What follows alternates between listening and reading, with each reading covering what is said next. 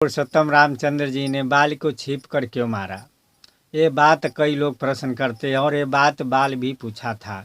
वो भी कहे थे कि धर्म हेतु अवतरहि गोसाई मारे मोहि व्याध के नाई। कहते हैं कि प्रभु आप तो धर्म के लिए स्थापना के लिए अवतार लिए, तो फिर मुझे क्यों और इस तरह मारे, छिप कर मारे, सामने से भी युद्ध नहीं किए? तो कारण क्या था कि भगवान राम ने बाल को छिप कर मारे, सामने से नहीं लड़े। कुछ लोग ये बात कहते हैं कि बाल के सामने से जो लड़ता था उसमें से आधा जांगर बाल के अंदर चला जाता था, लेकिन ये बात न तो वाल्मीकि रामायण में लिखा है, न गोस्वामी तुलसीदास जी के रामचरितमानस में ही लिखा है कि बाल के सामने से जो लड़ता था उसका जांगर आधा बाल में चला जाता।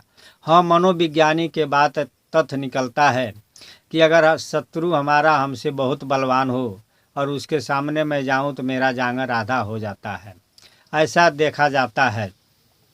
भगवान राम भी जब सुग्रीव से बाल के विषय में पूछे कि बाल के अंदर शक्ति क्या है, उसकी विशेषता क्या है, तो सुग्रीव ने एक एक बात को बताया।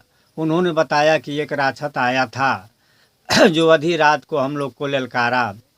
हम दोनों भाई जब गए तो वो भाग गया और जाकर एक गुफा में छिप गया। उस गुफा में बाल ने 6 महीना के बाद मारकर निकला, लेकिन निकला। रावण को वो काख में दबाया था, जो रावण को तीनों लोक में डंका बजा था।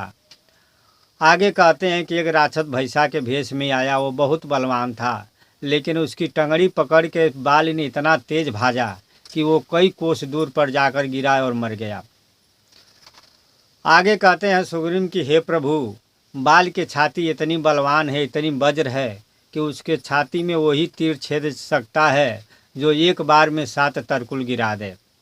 भगवान राम एक बार में 7 तरकुल तो गिरा देते हैं, लेकिन उनके अंदर ये भय होता है कि बाल से सामने लड़ना उचित नहीं और ठीक नहीं है, इसलिए वो आड़े से छिप कर मारते हैं।